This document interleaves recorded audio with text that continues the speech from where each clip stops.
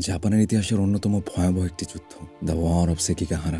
চারদিকে শুধুই ধ্বংসস্তূপ এবং মাটি ভিজে আছে রক্তে। শত শত সৈন্যের নিথর দেহ পড়ে আছে যুদ্ধক্ষেত্রে। কেউ হাতহীন, কেউ মাথাহীন, কেউ এখনো আত্মরা হয়ে মৃত্যুর দিকে এগিয়ে যাচ্ছে। এই লাশের স্তূপের মাঝখানে একজন এখনো বেঁচে আছে। তার নাম হলো শিনমেন তাকেজো। রক্তাক্ত এবং ক্লান্ত, কিন্তু জীবিত। তার পাশেই পড়ে আছে তার বন্ধু অনিদেন মাতাহাচি। হঠাৎ কেউ মাতাহাচির পেছনে বলে ওঠে, "এই দেখ, একজন বেঁচে আছে!" মাতাহাচি প্রথমে ধরে নেয় হয়তো কোনো সামুরাই তাকে মেরে ফেলতে এসেছে, কিন্তু পেছনে তাকিয়ে দেখে এটা তার বন্ধু তাকেজো। সে অবাক হয়ে বলে, "তুমি কি আমাকে ভয় দেখানোর জন্য এমন করছো নাকি?"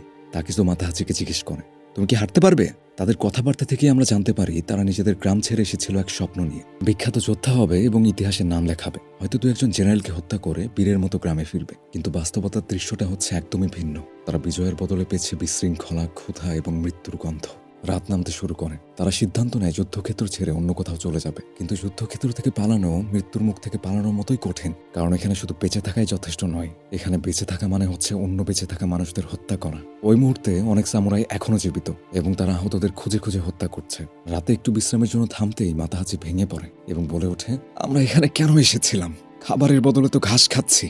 আমরা তো ভেবেছিলাম যে বীর হব, কিন্তু এখন তো মনে হচ্ছে বাঁচতেই পারবো না।" তার কথা শেষ হওয়ার আগে একটা তলোয়ার তার গলায় ঠেকে। "এই তো আরেকটা জীবিত!"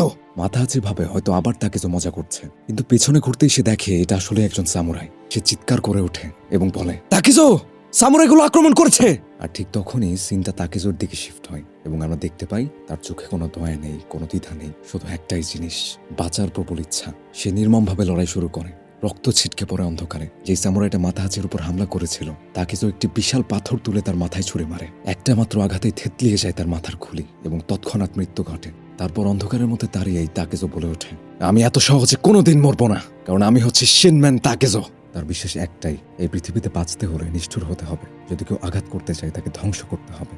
এবং তাকে দেখে মাতাহাচিও কাঁপা গলায় চিৎকার করে, "আমিও মরবো না, কারণ আমি অনিদেন মাতাহাচি।" তাকেজো জোর গলায় বলে ওঠে, "যাই হোক না কেন, একদিন আমরা আমাদের নাম ইতিহাসে লিখবই।" যুদ্ধ কারো শরীরকে ক্ষমা করে না। কিছুক্ষণ পরেই মাতাহাচি অজ্ঞান হয়ে পড়ে। তাকেজো চারপাশে তাকিয়ে দেখে অসংখ্য লাশ। একটা অস্বস্তিকর অনুভূতি তাকে গ্রাস করে। সে বলে ওঠে, "এখানে তো কোনো গ্রাম নেই।" হঠাৎ তার শরীর কেঁপে ওঠে।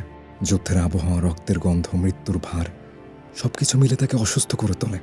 সে বমি করেন এবং তারপরে অজ্ঞান হয়ে যায়। আর ঠিক তখনই অন্ধকারের ভেতর থেকে একটি মেয়ে তার দিকে হেঁটে আসে। এভাবেই শেষ হয় ভ্যাগাবন্ড মাঙ্গার প্রথম চ্যাপ্টার এবং শুরু হয় শিনমেন তাকেজো এর মিয়ামোটো মুসাশি হয়ে ওঠার রক্তাক্ত যাত্রা। আপনাদের কাছে এই ভ্যাগাবন্ড মাঙ্গার চ্যাপ্টার 1 এর এক্সপ্লেনেশন কেমন লেগেছে অবশ্যই আমাদেরকে জানাবেন। ভিডিওটি ভালো লেগে থাকলে লাইক, কমেন্ট এবং শেয়ার করবেন। আপনাদের সাপোর্ট পেলে আমরা অবশ্যই পরবর্তী চ্যাপ্টারগুলো ধারাবাহিকভাবে নিয়ে আসবো। ধন্যবাদ সবাইকে।